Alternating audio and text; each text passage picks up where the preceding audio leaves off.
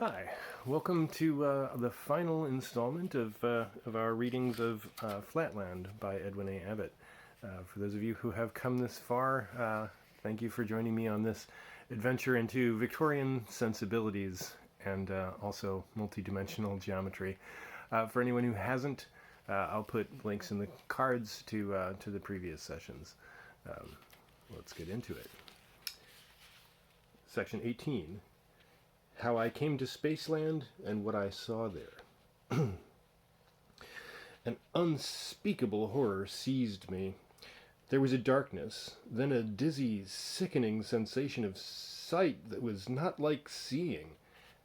I saw a line that was no line, space that was not space. I was myself and not myself. When I could find voice, I shrieked aloud in agony.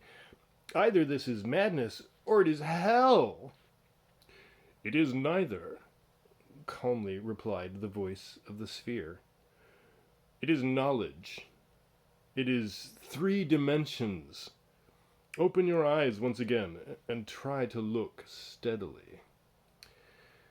I looked, and behold, a new world. There stood before me, visibly incorporate, all that I had before inferred, conjectured, dreamed, of perfect circular beauty. What seemed the center of the stranger's form lay open to my view, and yet I could see no heart, nor lungs, nor arteries, only a beautiful, harmonious something, for which I had no words. But you, my readers in Spaceland, would call it the surface of the sphere. Prostrating myself mentally before my guide, I cried, "How is it, O divine ideal of consummate loveliness and wisdom, that I see thy inside, and yet cannot discern thy heart, thy lungs, thy arteries, thy liver?" "What you think you see not," he replied. "It is not given to you, nor to any other being, to behold my internal parts.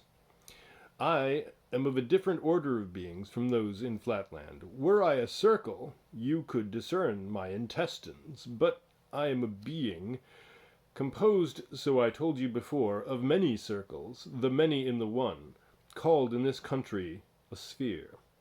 And just as the outside of a cube is a square, so the outside of a sphere presents the appearance of a circle." Bewildered though I was by my teacher's enigmatic utterance, I no longer chafed against it, but worshipped him in silent adoration. He continued with more mildness in his voice, "Distress not yourself if you cannot at first understand the deeper mysteries of Spaceland. By degrees they will dawn upon you. Let us begin by casting back a glance at the region whence you came. Return with me a while to the plains of Flatland, and I will show you that which you have often reasoned and thought about, but never seen with a sense of sight, a visible angle." "Impossible!" I cried. But the sphere leading the way, I followed as if in a dream, till once more his voice arrested me. "Look yonder, and behold your own pentagonal house, and all its inmates." The illustration.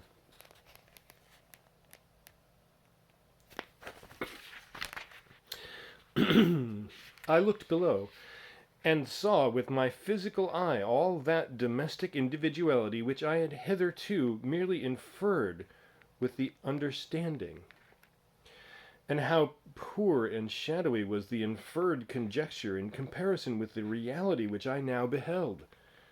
My 4 sons calmly asleep in the northwestern rooms, my 2 orphan grandsons in the south.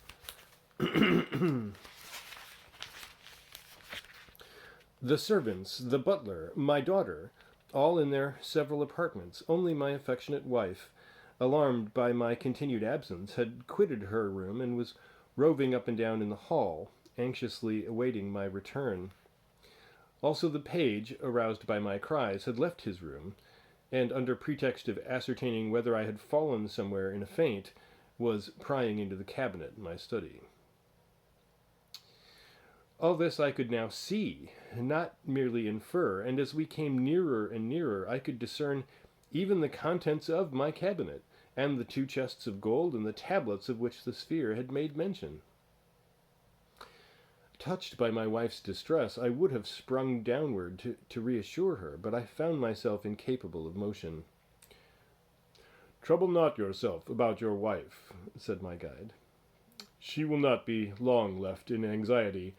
Meantime, let us take a survey of Flatland." Once more I felt myself rising through space. It was even as the sphere had said. The further we receded from the object we beheld, the larger became the field of vision. My native city, with the interior of every house and every creature therein, lay open to my view in miniature.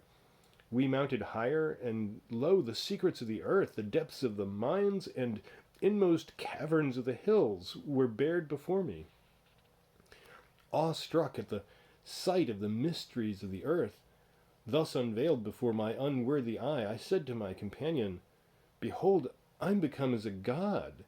For the wise men in our country say that to see all things, or as they express it, omnividence, is the attribute of God alone." There was something of scorn in the voice of my teacher as he made answer, "Is it so indeed? Then the very pickpockets and cutthroats of my country are to be worshipped by your wise men as being gods. For there is not one of them that does not see as much as you see now. But trust me, your wise men are wrong." Then is omnipotence the attribute of others besides gods? "I do not know. But if a pickpocket or a cutthroat of our country can see everything that is in your country, surely that is no reason why the pickpocket or cutthroat should be accepted by you as a god. This omnipotence, as you call it, it is not a common word in Spaceland. Does it make you more just, more merciful, less selfish, more loving? Not in the least. Then how does it make you more divine? More merciful, more loving? But these are the qualities of women. And we know that a circle is a higher being than a straight line, insofar as knowledge and wisdom are more to be esteemed than mere affection. It is not for me to classify human faculties according to merit. Yet many of the best and wisest in Spaceland think more of the affection than of the understanding, more of your despised straight lines than of your belauded circles. But enough of this. Look yonder. Do you know that building?" I looked, and afar off I saw an immense polygonal structure, in which I recognized the General Assembly Hall of the States of Flatland, surrounded by dense lines of pentagonal buildings at right angles to each other, which I knew to be streets, and I perceived that I was approaching the great metropolis. "Here we descend," said my guide. It was now morning, the first hour of the first day of the 2000th year of our era. Acting as was their wont, in strict accordance with precedent, the highest circles of the realm were meeting in solemn conclave, as they had met on the first hour of the first day of the year 1000, and also on the first hour of the first day of the year 0. The minutes of the previous meetings were now read by one whom I at once recognized as my brother, a perfectly symmetrical square, and the chief clerk of the High Council. It was found recorded on each occasion that, whereas the states had been troubled by divers ill-intentioned persons pretending to have received revelations from another world, and professing to produce demonstrations whereby they had instigated to frenzy both themselves and others, it had been for this cause unanimously resolved by the Grand Council that on the first day of each millenary, special injunctions be sent to the prefects in the several districts of Flatland to make strict search for such misguided persons, and without formality of mathematical examination to destroy all such as were isosceles of any degree, to scourge and imprison any regular triangle, to cause any square or pentagon to be sent to the district asylum, and to arrest anyone of higher rank, sending him straightway to the capital to be examined and judged by the council. You hear your fate, said the sphere to me, while the council was passing for the third time the formal resolution. Death or imprisonment awaits the apostle of the gospel of 3 dimensions. Not so, replied I. The matter is now so clear to me, the nature of real space so palpable, that methinks I could make a child understand it. Permit me but to descend at this moment and enlighten them. Not yet, said my guide. The time will come for that. Meantime, I must perform my mission. Stay thou there, in thy place. Saying these words, he leaped with great dexterity into the sea, if I may so call it, of Flatland, right in the midst.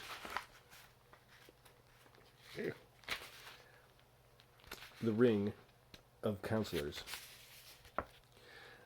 I come, cried he, to proclaim that there is a land of 3 dimensions. I could see many of the younger counselors start back in manifest horror, as the sphere's circular section widened before them, but on a sign from the presiding circle, who showed not the slightest alarm or surprise, 6 isosceles of a low type from 6 different quarters rushed upon the sphere. We have him, they cried. No, yes, we have him still. He's going, he's gone. My lords, said the president of the junior circles of the council, there is not the slightest need for surprise. The secret archives to which I alone have access tell me that a similar occurrence happened on the last 2 millennial commencements. You will, of course, say nothing of these trifles outside the cabinet. Raising his voice, he now summoned the guards. Arrest the policemen, gag them, you know your duty. After he had consigned to their fate the wretched policemen, ill-fated and unwilling witnesses of a state secret which they were not permitted to reveal, he again addressed the councillors. My lords, the business of the council being concluded, I have only to wish you a happy new year. Before departing, he expressed at some length to the clerk, my excellent but most unfortunate brother, his sincere regret that, in accordance with precedent and for the sake of secrecy, he must condemn him to perpetual imprisonment, but added his satisfaction that, unless some mention were made by him of that day's incident, his life would be spared. Section 19. How, though the sphere showed me other mysteries of Spaceland, I still desired more, and what came of it. When I saw my poor brother led away to imprisonment, I attempted to leap down into the council chamber, desiring to intercede on his behalf, or at least bid him farewell. But I found that I had no motion of my own. I absolutely depended on the volition of my guide, who said in gloomy tones, Heed not thy brother. Haply thou shalt have ample time hereafter to condole with him. Follow me. Once more we ascended into space. Hitherto, said the sphere, I have shown you naught save plain figures and their interiors. Now I must introduce you to solids, and reveal to you the plan upon which they are constructed. Behold this multitude of movable square cards. See, I put one on another, not, as you supposed, northward of the other, but on the other. Now a second, now a third. See, I am building up a solid by a multitude of squares parallel to one another. Now the solid is complete, being as high as it is long and broad, and we call it a cube. Here's an illustration of bits. And that's a bit of, if you were just looking at it without shading, you'd just see the figure in that shape. Pardon me, my lord, replied I, but to my eye the appearance is as of an irregular figure whose inside is laid open to the view. In other words, methinks I see no solid, but a plane, such as we infer in Flatland, only of an irregularity which betokens such monstrous criminal that so that the very sight of it is painful to my eyes. True, said the sphere. It appears to you a plane, because you are not accustomed to light and shade and perspective.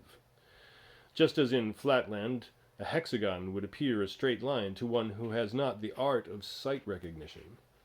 But in reality, it is a solid, as you shall learn by the sense of feeling. He then introduced me to the cube, and I found that this marvelous being was indeed no plane, but a solid, and that he was endowed with 6 plane sides and 8 terminal points called solid angles, and I remembered the saying of the sphere that just such a creature as this would be formed by a square moving in space, parallel to himself, and I rejoiced to think that so insignificant a creature as I could in some sense be called the progenitor of so illustrious an offspring. But still I could not fully understand the meaning of what my teacher had told me concerning light and shade and perspective, and I did not hesitate to put my difficulties before him. Were I to give the sphere's explanation of these matters, succinct and clear though it was, it would be tedious to an inhabitant of space, who knows these things already. Suffice it that by his lucid statements and by changing the position of objects and lights and by allowing me to feel the several objects and even his own sacred person, he at last made all things clear to me, so that I could now readily distinguish between a circle and a sphere, a plane figure and a solid. This was the climax, the paradise of my strange, eventful history. Henceforth, I have to relate the story of my miserable fall. Most miserable, yet surely most undeserved, for why should the thirst for knowledge be aroused only to be disappointed and punished? My volition shrinks from the painful task of recalling my humiliation, yet, like a second Prometheus, I will endure this and worse, if by any means I may arouse in the interiors of plain and solid humanity a spirit of rebellion against the conceit which would limit our dimensions to 2 or 3 or any number short of infinity. Away then with all personal considerations. Let me continue to the end as I began, without further digressions or anticipations, pursuing the plain path of dispassionate history. The exact facts, the exact words, and they are burnt in upon my brain, shall be set down without alteration of an iota, and let my readers judge between me and destiny. The sphere would willingly have continued his lessons by indoctrinating me in the conformations of all the regular solids, cylinders, cones, pyramids, pentahedrons, hexahedrons, dodecahedrons, and spheres. But I ventured to interrupt him. Not that I was wearied of knowledge. On the contrary, I thirsted for yet deeper and fuller draughts than he was offering me. Pardon me, said I, O thou whom I must no longer address as the perfection of all beauty, but let me beg thee to vouchsafe thy servant a sight of thine interior. My what? Thine interior, thy stomach, thy intestines. Whence this ill-timed, impertinent request? And what mean you by saying that I am no longer the perfection of all beauty? My lord, your own wisdom has taught me to aspire to one even more great, more beautiful, and more closely approximate to perfection than yourself. As you yourself, superior to all Flatland forms, combine many circles in one, so doubtless there is one above you, who combines many spheres in one supreme existence, surpassing even the solids of Spaceland. And even as we, who are now in space, look down on Flatland and see the insides of all things, so of a certainty there is yet above us some higher, purer region, whither thou dost surely purpose to lead me. O thou, whom I shall always call, everywhere and in all dimensions, my priest, philosopher, and friend.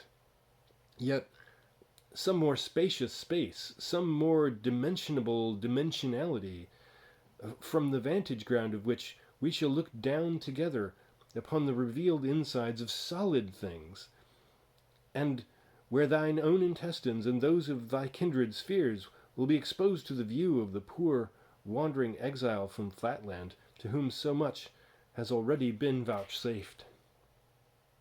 Pooh, stuff! Enough of this trifling. The time is short, and much remains to be done before you are fit to proclaim the gospel of 3 dimensions to your blind, benighted countrymen in Flatland. Nay, gracious teacher, deny me not what I know it is in thy power to perform. Grant me but one glimpse of thine interior, and I am satisfied forever, remaining henceforth thy docile pupil, thy unemancipable slave, ready to receive all thy teachings and to feed upon the words that fall from thy lips. Well, then, to content and silence you, let me say at once, I would show you what you wish if I could, but I cannot. Would you have me turn my stomach inside out to oblige you? But my lord has shown me the intestines of all my countrymen in the land of 2 dimensions by taking me with him into the land of 3. What therefore more easy than now to take his servant on a second journey into the blessed region of the 4th dimension, whence I shall look down with him once more upon this land of 3 dimensions, and see the inside of every 3-dimensional house, the secrets of the solid earth, the treasures of the mines in Spaceland, and the intestines of every solid living creature, even the noble and adorable spheres. But where is this land of 4 dimensions? I know not, but doubtless my teacher knows. Not I. There is no such land. The very idea of it is utterly inconceivable. Not inconceivable, my lord, to me, and therefore still less inconceivable to my master. Nay, I despair not that even here in this region of 3 dimensions your lordship's art may make the 4th dimension visible to me, just as in the land of 2 dimensions. My teacher's skill would fain have opened the eyes of his blind servant to the invisible presence of a 3rd dimension, though I saw it not. Let me recall the past. Was I not taught below that when I saw a line and inferred a plane, I in reality saw a 3rd unrecognized dimension, not the same as brightness, called height? And does it not now follow that in this region, when I see a plane and infer a solid, I really see a 4th unrecognized dimension, not the same as color, but existent, though infinitesimal and incapable of measurement? And besides this, there is the argument from analogy of figures. Analogy? Nonsense. What analogy? Your lordship tempts his servant to see whether he remembers the revelations imparted to him. Trifle not with me, my lord. I thirst for more knowledge. Doubtless we cannot see that other higher spaceland now, because we have no eye in our stomachs. But just as there was the realm of Flatland, though that poor puny lineland monarch could neither turn to left nor right to discern it, and just as there was close at hand and touching my frame the land of 3 dimensions, though I, blind, senseless wretch, had no power to touch it, no eye in my interior to discern it, so of a surety there is a 4th dimension, which my lord perceives with the inner eye of thought, and that it must exist my lord himself has taught me. Or can he have forgotten what he himself imparted to his servant? In one dimension, did not a moving point produce a line with two terminal points? In two dimensions, did not a moving line produce a square with four terminal points? In three dimensions, did not a moving square produce, did not this eye of mine behold it, that blessed being a cube with 8 terminal points? And in four dimensions, shall not a moving cube, alas for analogy, and alas for the progress of truth, if it be not so, shall not I say, the motion of a divine cube result in a still more divine organization with 16 terminal points? Behold the infallible confirmation of the series 2, 4, 8, 16. Is not this a geometrical progression? Is not this, if I might quote my Lord's own words, strictly according to analogy? Again, was I not taught by my Lord that as in a line there are 2 bounding points, and in a square there are 4 bounding lines, so in a cube there must be 6 bounding squares?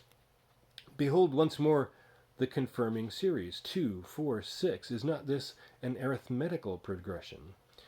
And consequently, does it not of necessity follow that the more divine offspring of the divine cube in the land of 4 dimensions must have 8 bounding cubes? And is not this also, as my Lord has taught me to believe, strictly according to analogy?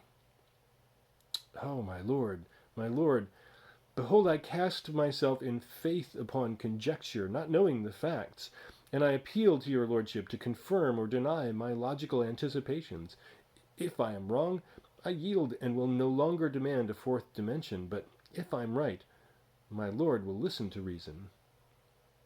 I ask, therefore, is it, or is it not, the fact that ere now your countrymen also have witnessed the descent of beings of higher order than their own, entering closed rooms, even as your Lordship entered mine, without the opening of doors or windows, and appearing and vanishing at will? On the reply to this question, I am ready to stake everything. Deny it, and I am henceforth silent. Only vouchsafe an answer.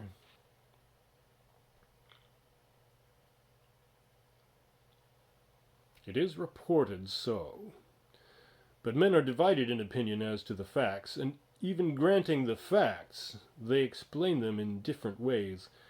And in any case, however great may be the number of different explanations, no one has adopted or suggested the theory of a 4th dimension. Therefore, pray have done with this trifling, and let us return to business. I was certain of it. I was certain that my anticipations would be fulfilled. And now have patience with me and answer me yet one more question. Best of teachers, those who have thus appeared, no one knows whence, and have returned, no one knows whither, have they also contracted their sections and vanished somehow into that more spacious space whither I now entreat you to conduct me? They have vanished, certainly, if they ever appeared. But most people say that these visions arose from the thought. You will not understand me. From the brain. From the perturbed angularity of the seer. Say they so? Oh, believe them not. Or if indeed be so, that this other space is really Thoughtland, then take me to that blessed region where I in thought shall see the insides of all solid things. There before my ravished eye a cube, moving in some altogether new direction, but strictly according to analogy, so as to make every particle of his interior pass through a new kind of space, with a wake of its own, shall create a still more perfect perfection than himself, with 16 terminal extra-solid angles, and 8 solid cubes for his perimeter. And once there shall we stay our upward course. In that blessed region of 4 dimensions shall we linger on the threshold of the 5th, and not enter therein. Ah, no, let us rather resolve that our ambitions shall soar with our corporal ascent, Then, yielding to our intellectual onset, the gates of the sixth dimension shall fly open. After that, a seventh, and then an eighth. How long I should have continued, I know not. In vain did the sphere, in his voice of thunder, reiterate his command of silence and threaten me with the direst penalties if I persisted. Nothing could stem the flood of my ecstatic aspirations. Perhaps I was to blame, but indeed I was intoxicated with the recent draught of truth to which he himself had introduced me. However, the end was not long in coming. My words were cut short by a crash outside and a simultaneous crash inside me, which impelled me through space with a velocity that precluded speech. Down, down, down, I was rapidly descending, and I knew that return to Flatland was my doom. One glimpse, one last and never to be forgotten glimpse I had of that dull, level wilderness, which was now to become my universe again, spread out before my eye in a darkness. Then a final, all-consummating thunder peal, in whence I came to myself. I was once more a common, creeping square in my study at home, listening to the peace cry of my approaching wife. Section 20. How the sphere encouraged me in a vision. Although I had less than a minute for reflection, I felt by a kind of instinct that I must conceal my experiences from my wife. Not that I apprehended at the moment any danger from her divulging my secret, but I knew that to any woman in Flatland the narrative of my adventures must needs be unintelligible. So I endeavored to reassure her by some story, invented for the occasion, that I had accidentally fallen through the trapdoor of the cellar, and had lain there stunned. The southward attraction in our country is so slight that even to a woman my tale necessarily appeared extraordinary and well nigh incredible, but my wife, whose good sense far exceeds that of the average of her sex, and who perceived that I was unusually excited, did not argue with me on the subject, but insisted that I was ill and required repose. I was glad of an excuse for retiring to my chamber to think quietly over what had happened. When I was at last by myself, a drowsy sensation fell on me. But before my eyes closed, I endeavored to reproduce the third dimension, and especially the process by which a cube is constructed through the motion of a square. It was not so clear as I could have wished, but I remembered that it must be upward, and yet not northward. And I determined steadfastly to retain these words as the clue which, if firmly grasped, could not fail to guide me to the solution, so mechanically repeating, like a charm, the words upward, not northward, I fell into a sound, refreshing sleep. During my slumber I had a dream. I thought I was once more by the side of the sphere, whose lustrous hue betokened that he had exchanged his wrath against me for perfect placability. We were moving together toward a bright but infinitesimally small point, to which my master directed my attention. As we approached, methought there issued from it a slight humming noise, as from one of your Spaceland bluebottles, only less resonant by far, so slight indeed that even the perfect stillness of the vacuum through which we soared, the sound reached not our ears till we checked our flight at a distance from it, something under 20 human diagonals. "Look yonder," said my guide. "In Flatland thou hast lived. Of Lineland thou hast received a vision. Thou hast soared with me to the heights of Spaceland. Now, in order to complete the range of thy experience, I conduct thee downward to the lowest depth of existence, even to the realm of Pointland, the abyss of no dimensions. Behold yon miserable creature. That point is a being like ourselves, but confined to the non-dimensional gulf. He is himself his own world, his own universe. Of any other than himself he can form no conception. He knows not length, nor breadth, nor height, for he has had no experience of them. He has no cognizance of even of the number two, nor has he any thought of plurality, for he is himself his one and all, being really nothing. Yet mark his perfect self-contentment, and hence learn this lesson, that to be self-contented is to be vile and ignorant, and that to aspire is better than to be blindly and impotently happy. Now listen. He ceased, and there rose from the little buzzing creature a tiny, low, monotonous, but distinct tinkling, as from one of your Spaceland phonographs, from which I caught these words: "Infinite beatitude of existence, it is I, and there is none else beside it." "What," said I, "does this puny creature mean by it?" "He means himself," said the sphere. "Have you not noticed before now that babies and babyish people, who cannot distinguish themselves from the world, speak of themselves in the third person? But hush." "It fills all space," continued the little soliloquizing creature, "and what it fills it is, what it thinks, that it utters, and what it utters, that it hears, and it itself is thinker, utterer, hearer, thought, word, audition. It is the one, and yet the all in all. Ah, the happiness of being!" "Can you not startle the little thing out of its complacency?" said I.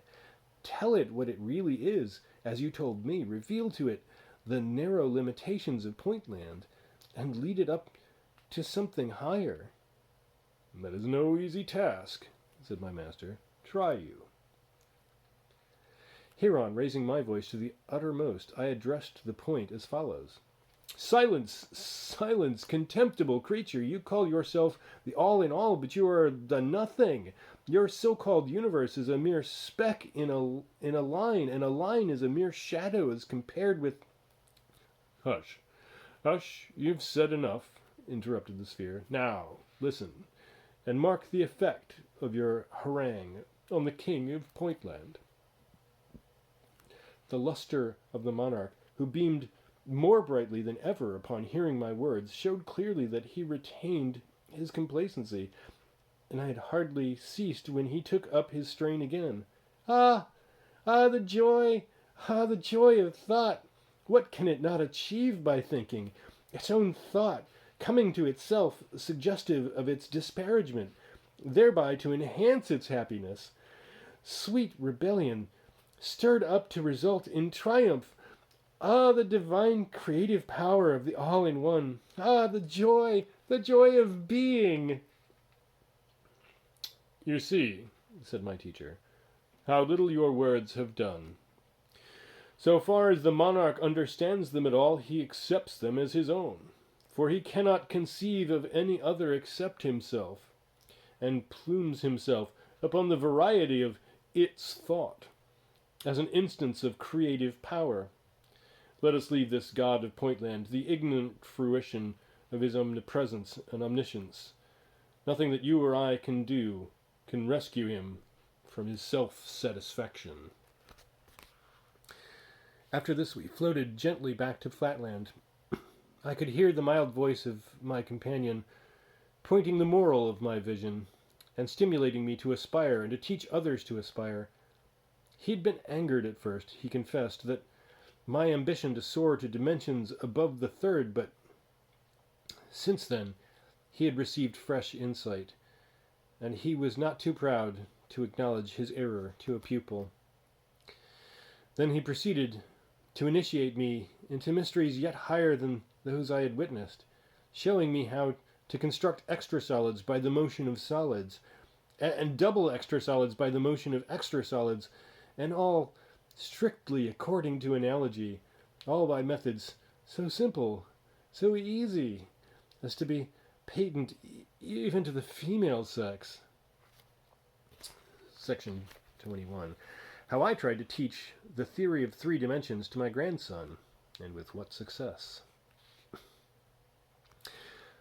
I awoke rejoicing, and began to reflect on the glorious career before me. I would go forth, methought, at once, and evangelize the whole of Flatland, even to women and soldiers, should the gospel of 3 dimensions be proclaimed. I'd begin with my wife. Just as I had decided on the plan of my operations, I heard the sound of many voices in the street commanding silence. Then followed a louder voice. It was a herald's proclamation. Listening attentively, I recognized the words of the resolution of the council, enjoining the arrest, imprisonment, or execution of anyone who should pervert the minds of the people by delusions and by professing to have received revelations from another world. I reflected. This danger was not to be trifled with.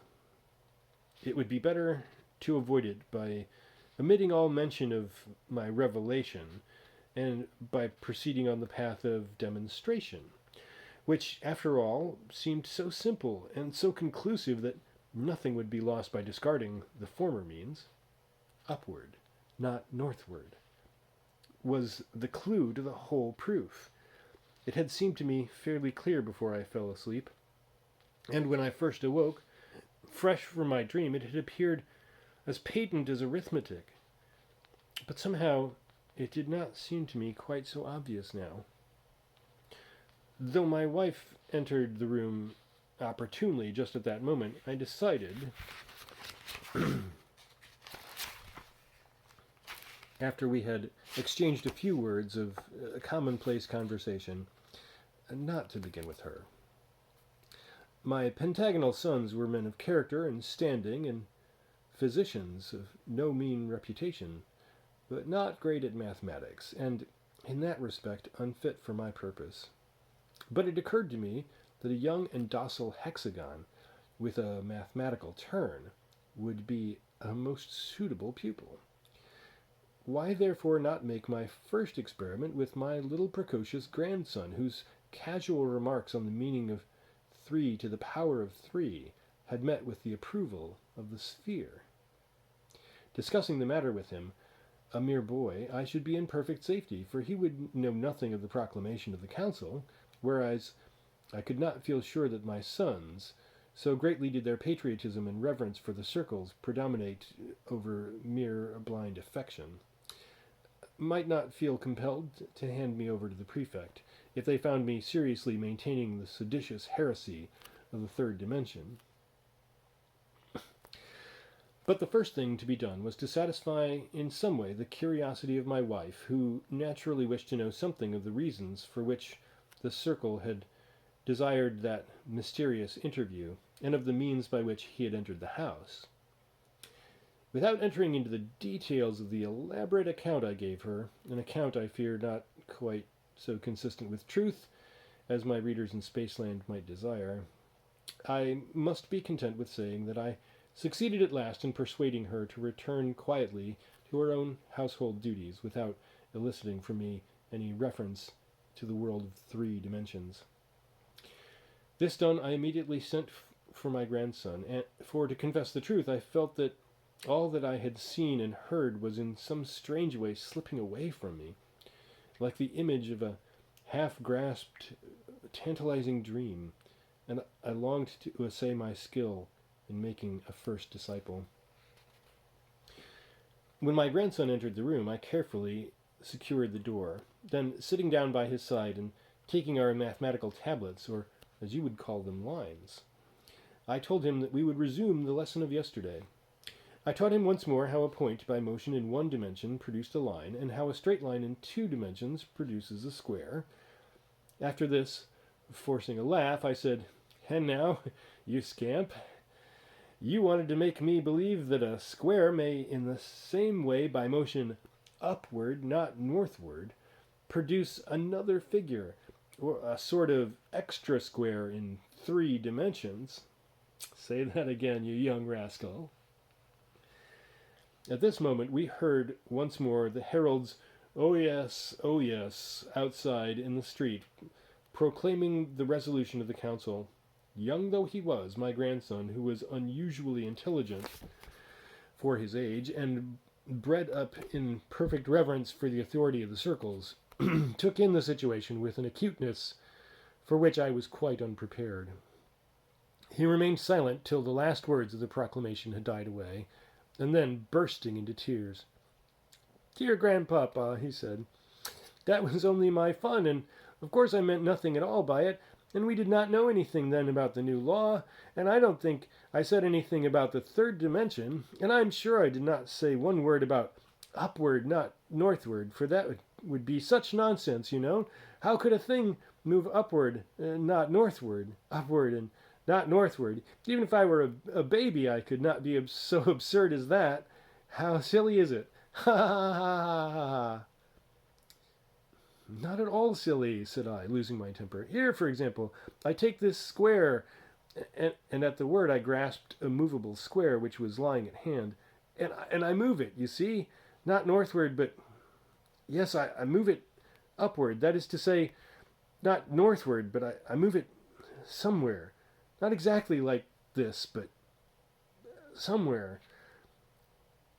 Here I brought my sentence to a inane conclusion, shaking the square about in a purposeless manner, much to the amusement of my grandson, who burst out laughing louder than ever and declared that I was not teaching him but joking with him, and so saying he unlocked the door and ran out of the room. Thus ended my first attempt to convert a pupil to the gospel of 3 dimensions. Section 22. How I then tried to diffuse the theory of 3 dimensions by other means, and the results. My failure with my grandson did not encourage me to communicate my secret to others of my household. Yet neither was I led by it to despair of success. Only I saw that I must not wholly rely on the catchphrase upward, not northward, but I must rather endeavor to seek a demonstration by setting before the public a clear view of the whole subject, and for this purpose it seemed necessary to resort to writing. So, I devoted several months, in privacy, to the composition of a treatise on the mysteries of 3 dimensions, only with the view of evading the law, if possible. I spoke not of a physical dimension, but of a thought-land, whence, in theory, a figure could look down upon Flatland and see simultaneously the insides of all things, and where it was possible that there might be supposed to exist a figure environed, as it were, with 6 squares and containing 8 terminal points. But in writing this book, I found myself sadly hampered by the impossibility of drawing such diagrams as were necessary for my purpose.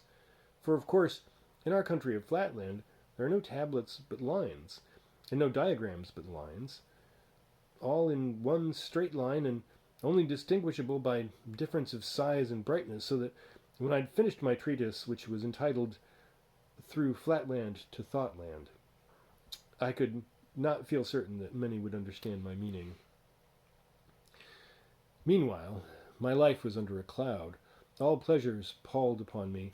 All sights tantalized and tempted me to outspoken treason, because I could not but compare what I saw in 2 dimensions with what it really was if seen in 3, and could hardly refrain from making my comparisons aloud. I neglected my clients and my own business to give myself to the contemplation of the mysteries which I had once beheld, yet which I could impart to no one, and found daily more difficult to reproduce even before my own mental vision. One day, about 11 months after my return from Spaceland, I tried to see a cube with my eyes closed, but failed. And though I succeeded afterwards, I was not then quite certain, nor have I been ever afterwards, that I had exactly realized the original. This made me more melancholy than before, and determined me to take some step, yet what I knew not. I felt that I would have been willing to sacrifice my life for the cause, if thereby I could have produced conviction. But if I could not convince my grandson, how could I convince the highest and most developed circles in the land? And yet at times my spirit was too strong for me, and I gave vent to some dangerous utterances. Already I was considered heterodox, if not treasonable, and I was keenly alive to the danger of my position. Nevertheless, I could not at times refrain from bursting out into suspicious or half-seditious utterances, even among the highest polygonal and circular society. When, for example, the question arose about the treatment of those lunatics who said they have received the power of seeing the insides of things, I would quote the saying of an ancient circle who declared that prophets and inspired people are always considered by the majority to be mad, and I could not help occasionally dropping such expressions as the eye that discerns the interiors of things and the all-seeing land. Once or twice I even let fall the forbidden terms the third and fourth dimensions. At last, to complete a series of minor indiscretions, at a meeting of our local speculative society, held at the palace of the prefect himself, some extremely silly person, having read an elaborate paper exhibiting the precise reasons why Providence has limited the number of dimensions to 2, and why the attribute of omnipotence is assigned to the Supreme alone, I so far forgot myself as to give an exact account of the whole of my voyage with the sphere into space, and to the assembly hall in our metropolis, and then to space again, and of my return home, and of everything that I had seen and heard in fact or vision. At first, indeed, I pretended that I was describing the imaginary experiences of a fictitious person, but my enthusiasm soon forced me to throw off all disguise, and finally, in a fervent peroration, I exhorted all my hearers to divest themselves of prejudice and to become believers in the third dimension. Need I say that I was at once arrested and taken before the council. Next morning, standing in the very place where but a few months ago the sphere had stood in my company, I was allowed to begin and to continue my narration unquestioned and uninterrupted. But from the first I foresaw my fate, for the president, noting that a guard of the better sort of policeman was in attendance, of angularity little, if at all, under 55 degrees, ordered them to be relieved before I began my defense by an inferior class of 2 or 3 degrees. I knew only too well what that meant. I was to be executed or imprisoned, and my story was to be kept secret from the world by the simultaneous destruction of the officials who had heard it. And this being the case, the president desired to substitute the cheaper for the more expensive victims. After I had concluded my defense, the president, perhaps perceiving that some of the junior circles had been moved by my evident earnestness, asked me 2 questions. 1. Whether I could indicate the direction which I meant when I used the words upward, not northward. 2. Whether I could, by any diagrams or descriptions, other than the enumeration of imaginary sides and angles, indicate the figure I was pleased to call a cube. I declared that I could say nothing more, and that I must commit myself to the truth whose cause would surely prevail in the end. The president replied that he quite concurred in my sentiment, and that I could not do better. I must be sentenced to perpetual imprisonment, but if the truth intended that I should emerge from prison and evangelize the world, the truth might be trusted to bring that result to pass. Meanwhile, I should be subjected to no discomfort that was not necessary to preclude escape, and unless I forfeited the privilege by misconduct, I should be occasionally permitted to see my brother, who had preceded me to my prison. 7 years have elapsed, and I'm still a prisoner. And, if I except the occasional visits of my brother, debarred from all companionship save that of my jailers. My brother is one of the best of squares, just, sensible, cheerful, and not without fraternal affection. Yet I confess that my weekly interviews, at least in one respect, cause me the bitterest pain. He was present when the sphere manifested himself in the council chamber. He saw the sphere's changing sections. He heard the explanation of the phenomenon then given to the circles. Since that time scarcely a week has passed, during 7 whole years, without his hearing from me a repetition of the part I played in that manifestation, together with ample descriptions of all the phenomenon in Spaceland, and the arguments for the existence of solid things derivable from analogy. Yet I take shame to be forced to confess it. My brother has not yet grasped the nature of the third dimension, and frankly avows his disbelief in the existence of a sphere. Hence I am absolutely destitute of converts, and for aught that I can see, the millennial revelation has been made to me for nothing. Prometheus up in Spaceland was bound for bringing down fire for mortals, but I, poor Flatland Prometheus, lie here in prison for bringing down nothing to my countrymen. Yet I exist in the hope that these memoirs, in some manner, I know not how, may find their way to the minds of humanity in some dimension, and may stir up a race of rebels who shall refuse to be confined to limited dimensionality. That is the hope of my brighter moments. Alas, it is not always so.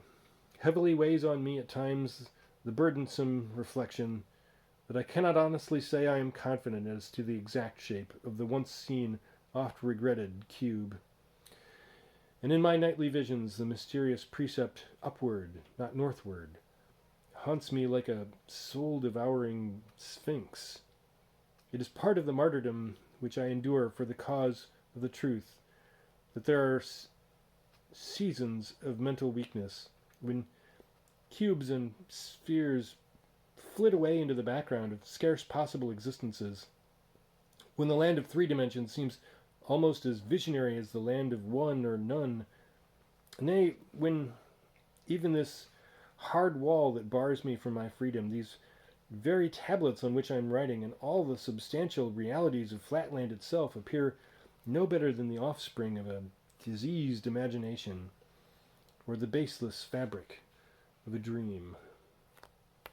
And that is the end. Thank you.